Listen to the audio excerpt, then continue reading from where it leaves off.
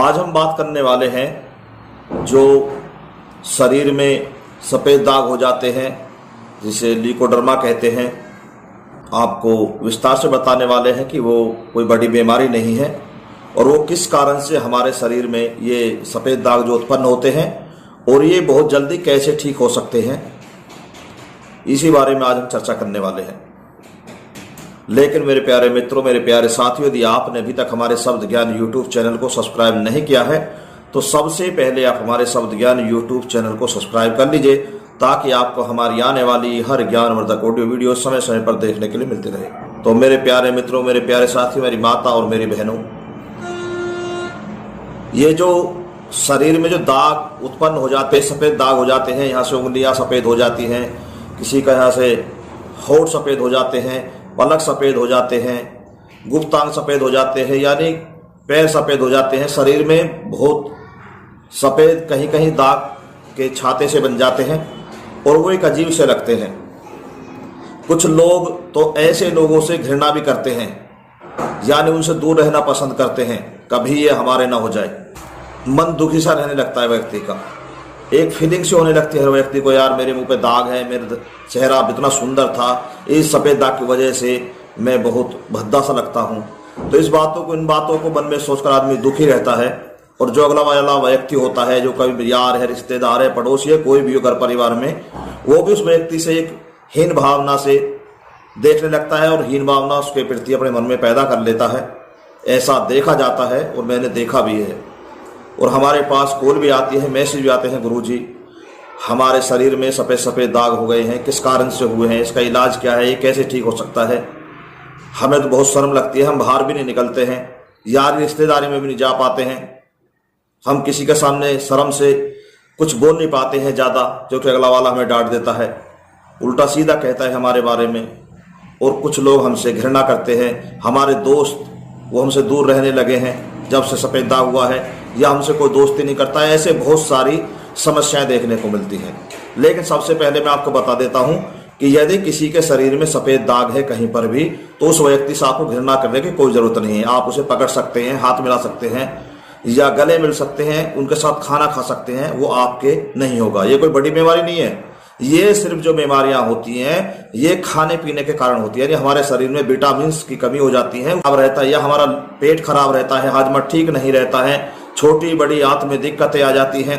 सबसे खास बात, लीवर सही नहीं रहता है जिस व्यक्ति का, या फिर नशीले पदार्थों का सेवन करता है, चाहे वो शराब हो, तंबाकू हो, बीड़ी हो, सिगरेट हो, या फिर अफीम हो, गांजा हो, चरस हो, कोई भी हो।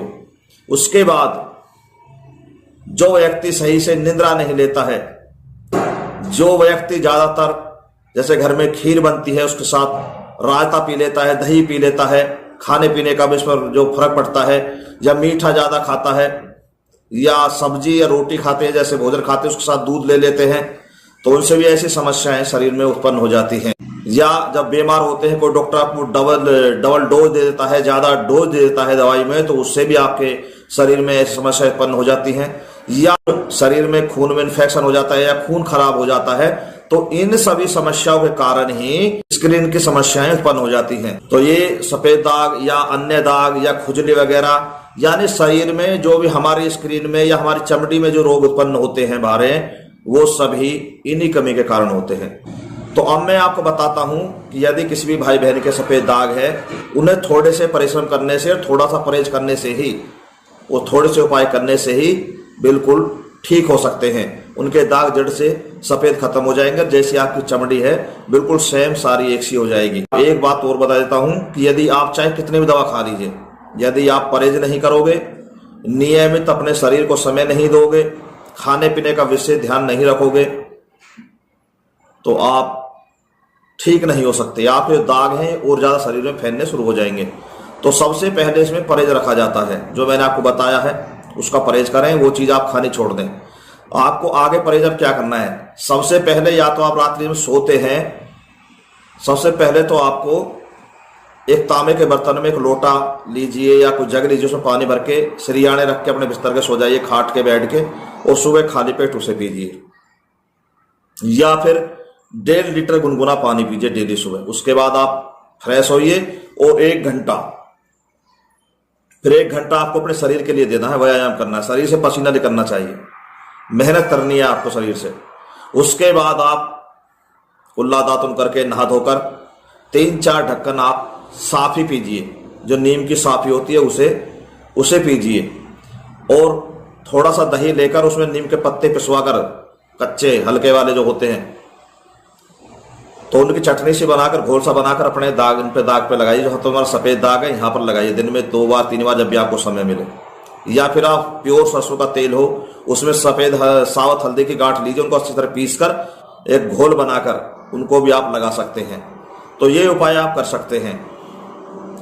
तो उसके बाद आपको क्या करना है, जब आप नीम की साफी पिएंगे तो उसके बाद आप दिन में एक सेब जरूर खाएं, हरे पत्तेदार सब्जियां खाएं, और शाम को 8 बजे से पहले खाना जरूर खा लें। 8 बजे के बाद कुछ नहीं खाएं, बिल्कुल नहीं खाएं कुछ भी।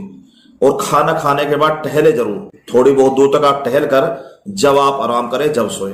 तो ये छोटा सा उपाय है आपको, और ये थोड़े से नियम है, अगर आप इनका ख्याल रखते हैं तो आप निश्चय ही 90 दिनों के अंदर बिल्कुल आपके दाग जड़ से खत्म हो जाएंगे सफेद, और आपकी चमड़ी एक सी दिखने लगेगी। और यही नहीं, यदि आपके शरीर में अन्य रोग और भी हैं, चर्म रोग द्वारा जैसे दाद होते हैं, खुजली होती है, या अन्य और तरह के दाग भी हो जाते हैं, छाजन हो जाती है, बालों में खुश्की हो जाती है, या आंखों की ज्योति घटती है, दांत चीसते हैं, तो इन सभी की समस्याएं आपको खत्म हो जाएंगी। यानी कि एक रोग के साथ साथ आपके कई रोग ठीक हो जाएंगे। तो यदि आप मेरे बताए हुए नियमों का पालन करेंगे और सही से आप सावधानी के साथ, विश्वास के साथ करेंगे।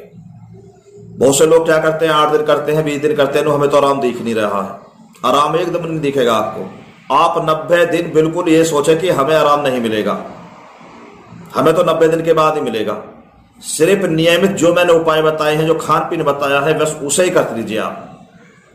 जब आप 90 दिन तक पहुंचोगे तब आपको दाग खत्म होते दिखाई देंगे ऑटोमेटिक। यदि आप उनको रोज देखोगे, ऐसे मन में भयम भरोगे, ये ठीक नहीं हो रहा यार, हम कैसे व्यायाम करें, ऐसा मत सोचना। सिर्फ 90 दिन तक आपको ये उपाय, ये प्रयास और नियमित करना है, फिर आपको रिजल्ट मिलेगा। तो दोस्तों, इसी तरीका से मैं बहुत ही घरेलू, बहुत ही सटीक उपाय लेकर आता हूं। रोगों के, समस्याओं के बारे में, रोगों को कैसे ठीक किया जा सकता है, और 12 राशियों के जीवन के बारे में बताता हूं। जन्म कुंडली, हस्तक रेखा, मस्तक रेखा के बारे में बताते हैं। हम सभी जीवन से जुड़ी हुई समस्याओं का समाधान बताते हैं, उपाय बताते हैं।